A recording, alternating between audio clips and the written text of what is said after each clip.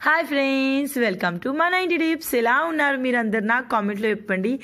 నేను చాలా బాగున్నాను. ఇది వచ్చేసి పెద్దమ్మ వాళ్ళ ఇంటి దగ్గర ఈవినింగ్ అనమాట. తేజుగాడు బాగా ఆడుతున్నాడు చెప్పేసి ఒక షూట్ తీశాను, అది మీతో షేర్ చేశాను. చూసారా, పెద్దనాన్న బయటికి వెళ్ళొచ్చాడు. పెద్దమ్మ వాళ్ళ ఇల్లు అనేది ఊరి స్టార్ట్లో ఉంటుంది. పెద్ద రోడ్ ఉంటుంది వాళ్ళ ఇంటి ముందట. ఇంటి ముందు వాకిలిగో చాలా పెద్దగా ఉంటుంది. చూసారా, లవ్ ఎట్లా మధ్యలో నుంచి బాటిల్ తీస్తున్నాడో. పెద్దనాన్న కూల్ డ్రింక్ తేవడానికి వెళ్ళాడు అప్పుడు అన్నమాట ఈ షూట్ శేఖర్ తీశాడు. తేజ్ గాడికి ఈ డ్రెస్ బాగుందని చాలామంది అన్నారు. దీనిపైన వాడికి నేను జీన్స్ వేశాను, కానీ ఏంటంటే వాడి కింద బొర్రి ఆ జీన్స్ మొత్తం రుద్దేశాడు అన్నమాట. అందుకే జీన్స్ తీసేసి నార్మల్ పాయింట్ వేశాను. నెక్స్ట్ పెద్దమ్మ ఇంటి నుంచి నైట్ వచ్చేసా. మా వ్లాగ్ మీరు నిన్న చూసేశారు కదా. సో ఇది ఈరోజు మార్నింగ్. శేఖర్ ఈరోజు వెళ్ళిపోతున్నాడు. సో ఈరోజు అంటే ఏంటంటే ఇది బుధవారం రోజు, వెనస్డే అన్నమాట.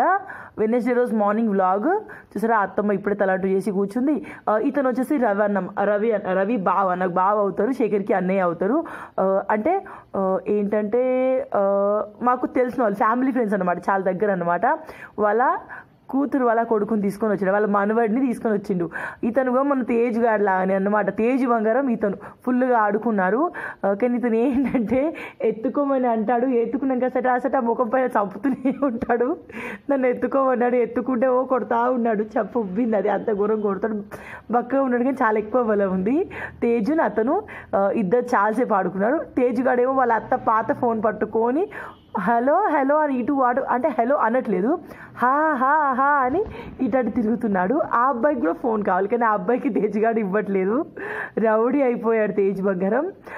ఇది వచ్చేసి మామయ్య మంచం, చిన్నగా ఉంటుంది మంచం. పిల్లలు ఎక్కువ శాతం ఈ మంచం పైన ఆడుతూ ఉంటారు. శేఖర్ వెళ్ళిపోతున్నాడు కదా. సో అత్తమ్మ ఈరోజు మటన్ చేస్తుందన్నమాట. రెగ్యులర్గా నాన్ వెజ్ అవుతుందని మీరు అనుకుంటున్నారు, కానీ మేము నార్మల్గా వెజ్ వండుతున్నాం. పెద్దమ్మ వాళ్ళ ఇంటి దగ్గర నాన్ వెజ్ వండిన వ్లాగ్ మాత్రమే వస్తున్నాయి కాబట్టి మీకు అలా అనిపిస్తుంది. సో ఈరోజు అత్తమ్మ మటన్ కర్రీ చేస్తుంది. ఇది వచ్చేసి మటన్ ఆల్రెడీ 2 times కడిగేసింది. చాలా మంది మేము 4 సార్లు కడుగుతాం, మేము 5 సార్లు కడుగుతాం అంటారు, కానీ బేసికలీ 2 సార్లు కడుగుతారు. అంటే మా పెద్ద వాళ్ళు అయితే 2 సార్లు కడుగుతారండి. ఎవరికి నచ్చినట్టుగా రెసిపీ వాళ్ళు చేస్తుంటారు కాబట్టి మీకు నచ్చిన సార్లు మీరు కడిగేసేయండి. ఇది ఎర్లీ మార్నింగ్ మామయ్య తెచ్చాడు. సో ఫ్రిడ్జ్లో పెట్టింది అత్తమ్మ, ఇలా గడ్డ కట్టినట్టు కనిపిస్తుంది. ఇది మేము నార్మల్గా నేను 2 సార్లు కడుగుతూ ఉంటాను. 2 సార్లు కడిగిన మటన్. ఇది మటన్ గ్రేవీ కర్రీ చేయబోతుంది అత్తమ్మ. దాని నెక్స్ట్ మేము పొయ్యి మీద వేస్తున్నాం. శేఖర్కి ఇక్కడికి వస్తే శేఖర్కి నార్మల్గా వాళ్ళ మమ్మీ చేతి వంట అంటే చాలా ఇష్టం అనమాట. అది పొయ్యి మీద వండిందంటే చాలా ఎక్కువ ఇష్టం, కట్టెల పొయ్యి మీద. సో అది ఇప్పుడు కొడుకు కోరిక పైన అత్తమ్మ కట్టెల పొయ్యి తయారు చేసింది. నార్మల్గా మా ఇంట్లో కట్టెల పొయ్యి ఎప్పుడు రెడీగా ఉంటుంది, ఎందుకంటే మేము వేడి నీళ్ళు అనేవి కట్టెల పొయ్యి మీద ఎక్కువ వండుతూ ఉంటాము. వండడం కాదు, వేడి చేస్తూ ఉంటాము. మీరందరూ పండుగ రోజు ఏం చేస్తారు? చాలామంది అక్క ఫెస్టివల్ రోజు నాన్ వెజ్ చేయకూడదు అని అన్నారు. ఎక్కడి ట్రెడిషన్స్ అక్కడలాగా ఉంటుందండి. మా అత్తమ్మ వాళ్ళ ఇంట్లో ఫెస్టివల్ రోజు తింటారు కాబట్టి మేము కూడా తిన్నాము అంతే. ఆంధ్ర సైడ్ ఎక్కువ శాతం తినరు, తెలంగాణ సైడ్ తింటుంటారు. అలా ఎవరి ట్రెడిషనల్ వాళ్ళు ఫాలో అవుతూ ఉంటారు అంతే, అందులో తప్పు ఏం లేదు. సో ఇప్పుడు రెసిపీ స్టార్ట్ చేద్దాము. రెసిపీ కోసం ఇక్కడ ముందుగా ఆయిల్ వేసుకుంటుంది. 1 kg మటన్ కాబట్టి ఆయిల్ ఎక్కువనే పడుతుంది. మటన్ ఏంటంటే చిన్న ముక్కల్లా కట్ చేస్తే తొందరగా ఉడుతుందట. అత్తమ్మ అలా కట్ చేసింది అనమాట. నేను ఇప్పటికి ఎన్నిసార్లు మటన్ చేసినా అత్తమ్మ చేసిన టేస్ట్ రాదు. మటన్ టేస్ట్ బాగుంటుంది, కానీ ఎవరి చేతి వాటం వాళ్ళది కదా. అత్తమ్మ చేతి టేస్ట్ అనేది నాకు రాదనమాట. సో శేఖర్ ఇటు వచ్చినప్పుడు అత్తమ్మ ఖచ్చితంగా చేస్తూ ఉంటుంది. నెక్స్ట్ దీంట్లో స్పైసెస్ వేస్తున్నాము. మన ఇలాచి, యాలకులు అన్నీ ఏంటంటే స్పైసెస్ అయిపోయాయి, మిగిలిన అన్నీ ఒకేసారి వేసింది అత్తమ్మ. లవంగాలు బోల్డ్ అని వేస్తుంది, ఎందుకంటే కారం ఎక్కువ తింటాం మేము, ఘాటు కూడా ఎక్కువ ఉంటుంది అత్తమ్మ చేసిన కర్రీ. నెక్స్ట్ స్పైసెస్ అయిపోగానే అల్లం వెల్లుల్లి, ఇది వెల్లుల్లి పేస్ట్ మాత్రమే, దంచుకున్న వెల్లుల్లి పేస్ట్, అల్లం వెల్లుల్లి ముద్ద 2 కలిపి వేస్తుంది. తర్వాత ఒక మిర్చి మధ్యలో కట్ చేసుకుంది. మరి బోల్డ్ అని ఆనియన్స్, ఒక 4 మీడియం సైజ్ ఆనియన్స్ నేను కట్ చేశాను, అవి కూడా వేసేసాము. చికెన్ కర్రీ అందరికీ సెట్ అవుతుంది, కానీ మటన్ కర్రీలో ఆ టేస్ట్ అనేది అందరికీ సెట్ అవ్వదు. దాని నెక్స్ట్ దీంట్లోకి వెళ్తుంది ఆకు తొందరగా దొరకలే కాబట్టి నేను నెల్లి తీసుకొచ్చాను. సో ఇవన్నీ వేసేసి మంచిగా మిక్స్ చేయాలి. కట్టెల పొయ్యి మీద వండిన కర్రీ టేస్ట్ అనేది చాలా బాగుంటుంది. నెక్స్ట్ ఇక్కడ చూసారా అన్నీ మంచిగా మిక్స్ చేశాక దీంట్లో వేయాలి పసుపు. ఇది వచ్చేసి హోమ్ మేడ్ పసుపు కదా, అందుకే అత్తమ్మ చేసే కర్రీ కలర్ ఎగ్జాక్ట్లీ వస్తుంది. నేను వాడే పసుపు షాప్లో దొరికింది. ఎవరు నాకు మొన్న కామెంట్ పెట్టారు, మీరు వాడే కర్రీ కలర్స్ అన్ని ఎల్లోయిష్గా వస్తాయి అక్క అని చెప్పేసి. నేను షాప్లో దొరికే పసుపు వాడుతుంటాను, అందుకే ఆ కలర్ అలా ఉంటుంది. నెక్స్ట్ పసుపు వేసేసి మంచిగా మిక్స్ చేసుకోవాలి. తర్వాత 2 టీ స్పూన్లు అల్లం వెల్లుల్లి పేస్ట్ అన్నమాట. పేస్ట్ వేసేసి మళ్ళీ ఈ పేస్ట్గా పచ్చి స్మెల్ పోయే వరకు మిక్స్ చేసుకోవాలి. చూసారా ఇక్కడ పేస్ట్ కూడా ఎంచక్క మిక్స్ చేసేసింది అత్తమ్మ. ఇక్కడ పక్కన నేను కూర్చొని వీడియో తీస్తున్నాను. దాని నెక్స్ట్ దీంట్లోకి వెళ్తుంది మటన్ వేసాక ఎంచక్క చాలా బాగా ఫ్రై చేసుకోవాలి. ఈ మటన్ అనేది కొంచెం కలర్ చేంజ్ అయ్యే వరకు దీన్ని మనం ఫ్రై చేసుకోవాలన్నమాట. ఈ మటన్ అనేది కొంచెం కలర్ చేంజ్ అయ్యే వరకు దీన్ని ఆయిల్లో ఫ్రై చేసుకోవాలి. తర్వాతే వాటర్ పోసుకోవాలి. అలాగే మటన్ ఉడకడానికి చాలా ఎక్కువ టైం పట్టింది. చూసారా పర్ఫెక్ట్, చాలా బాగా కలిపేసింది అత్తమ్మ. ఇది ఇంకొంచెం సేపు మగ్గనివ్వాలి. మీరు పండుగ కనుమ రోజు చేసుకుంటారా మీరు నాన్ వెజ్? మీరు ఏం చేశారా అనేది నాకు కామెంట్స్లో చెప్పండి. ఇప్పుడు దీనిపైన మూత పెట్టేసి కోసేపు తర్వాత చూసారా ఈ విధంగా మటన్లో ఉన్న వాటర్ అంతా పైకి వచ్చేస్తాయి, లిక్విడ్ ఇలా కనిపిస్తుంది కర్రీ. ఇప్పుడు పర్ఫెక్ట్గా ఇప్పుడు దీంట్లో మనం కారం వేసుకోవాలి. మేము కారం ఎక్కువ తింటామండి, మీరు మీ రుచికి తగ్గట్టుగా కారం వేసుకోండి. కారానికి సరిపడా ఉప్పు. అయినా నాన్ వెజ్లో కారం ఎక్కువ ఉంటేనే ఆ నీసు స్మెల్ అనేది రాకుండా ఉంటుంది.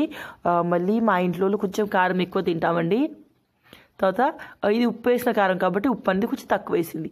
ఇదంతా కారం ఉప్పు వేసాక మళ్ళీ ఈ విధంగా మంచిగా కలుపుకోవాలి. చూసారా పర్ఫెక్ట్.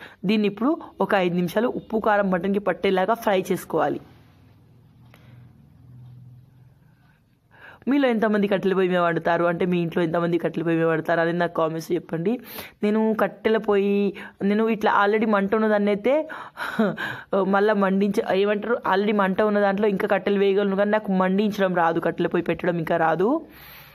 నెక్స్ట్ చూసారా తగినన్ని నీళ్ళు పోస్తూ, అంటే మటన్ ఉడకడానికి మనకు నీళ్ళు కావాలి. మళ్ళీ మేము దీన్ని పూరీలో తినబోతున్నాం కాబట్టి ఇంకొంచెం లిక్విడ్గా చేస్తున్నాము. ఇది పూరీలో కానీ రైస్లో కానీ ఎట్లయినా బాగుంటుంది. దీంట్లో మళ్ళీ అత్తమ్మ ఇంకొక 2 చెంబుల నీళ్ళుగా పోసింది. చూసారా ఈ విధంగా వాటర్ పోసేసి చాలా దగ్గరికి వచ్చేవరకు మరిగించుకోవాలి. ఇక్కడ అత్తమ్మ నేను చూస్తున్నా చెప్పి కొంచెం కారం తక్కువ వేసింది, మళ్ళీ నేను పోయాక ఇంకొంచెం కారం వేసింది. నెక్స్ట్ చూసారా మా తేజుగాడు ఏదో ఏడుస్తున్నాడు. వాడికి ఇంకా తెలియట్లేదు వాళ్ళ డాడీ వెళ్తున్నాడని తెలిస్తే ఏడుస్తూ ఉంటారు. చూసారా వాటర్ అంతా పోయి కర్రీ కొంచెం దగ్గరకు వచ్చింది. అలాగే మన మటన్ అనేది కూడా పర్ఫెక్ట్గా ఉడికిందనమాట. అంటే ఆల్రెడీ మేము దాంట్లో నుంచి తీసి కొంచెం తిని చూసాము ఒక ముక్క. సో ఇప్పుడు దీంట్లో మనం వేస్తున్నాము ధనియాల పొడి.